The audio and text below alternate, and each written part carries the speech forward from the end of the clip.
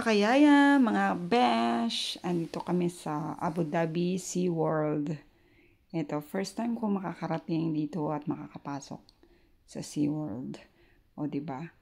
Ito yung advantage ng pagiging yaya na isasama ka kung saan-saan. At least nararating mo yung mga lugar na hindi naman natin kayang puntahan o afford puntahan, diba?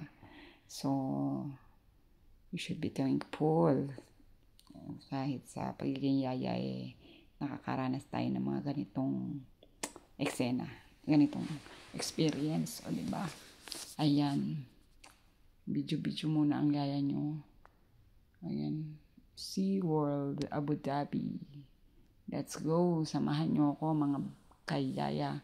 Explore natin ang loob. Papasilip ko sa inyo ang loob sa abot ng aking makakaya.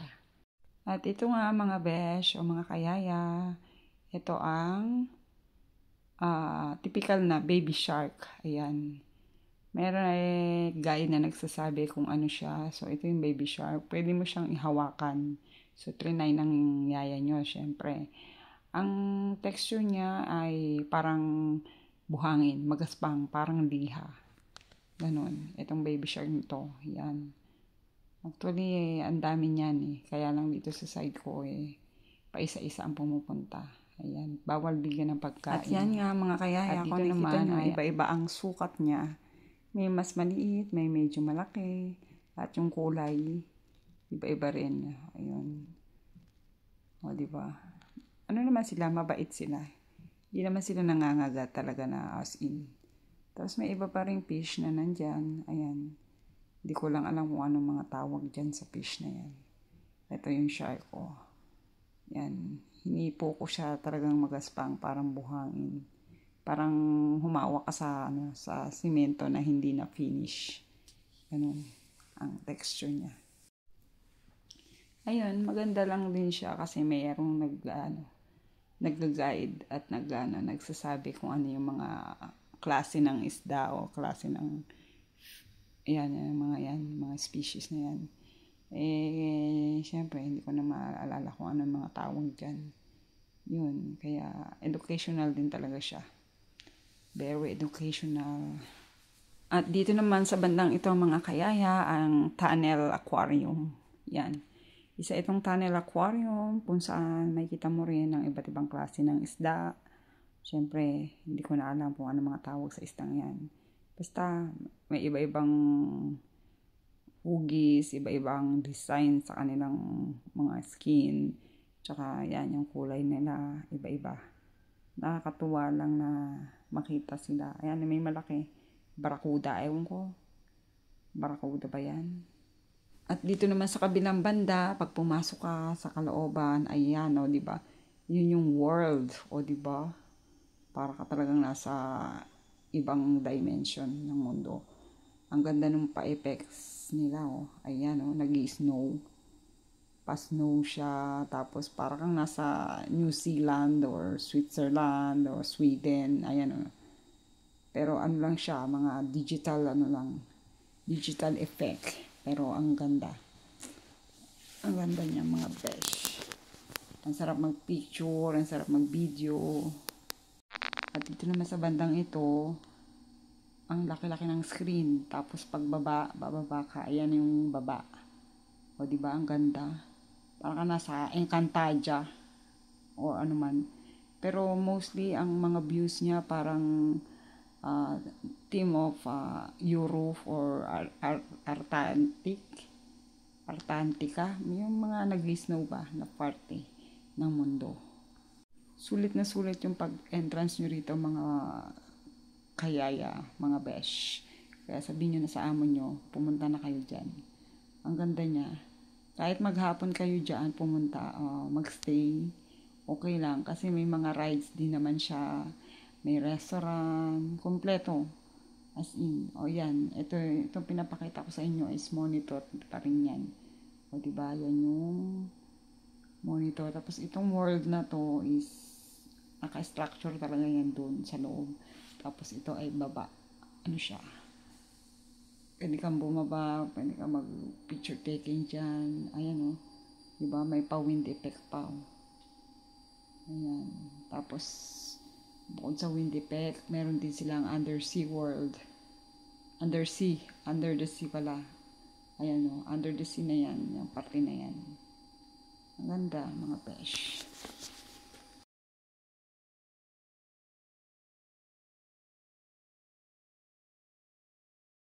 At dito naman sa side na to ay mga flamingo. Ayan. Ang ganda ng kulay niya, mga besh. Hindi ko maano kung may pagka-pink na may pagka-orange. Ganun.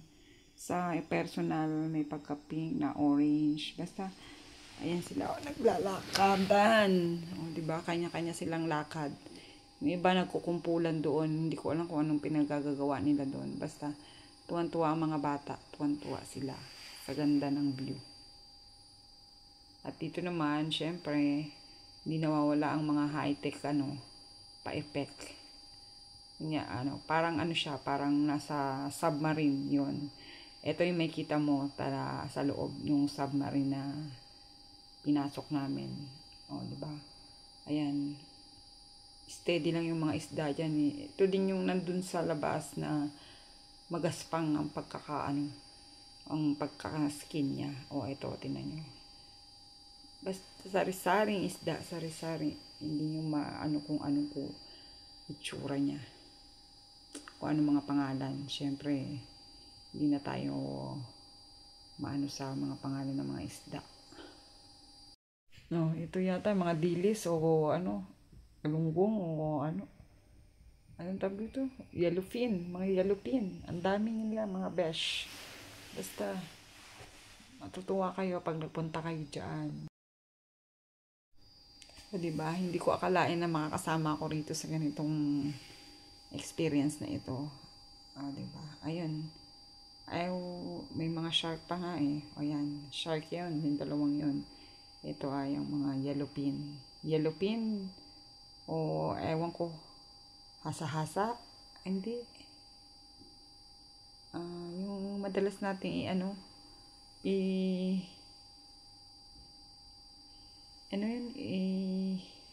na yun.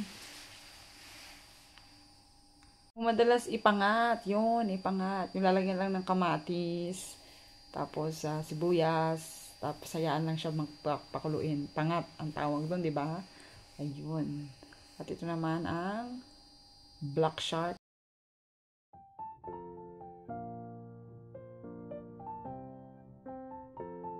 At ito naman mga besh, mga kayaya, si Lion Show. Ayan o, diba?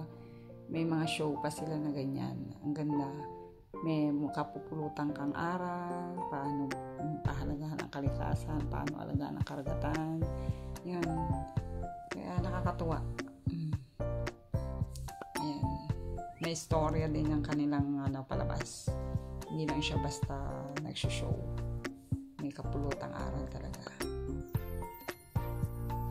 At yun, nakakatuwa, enjoy na enjoy ang aking mga batuta. At dito naman ang dolphin show naman. Kaya sulit na sulit. Malayo lang kami dito mga besh. Nasa pinakataas kami. Kaya ang aking kuha dito ay napakaliit na detalye lang. Ayan. Pero kita pa rin naman siya.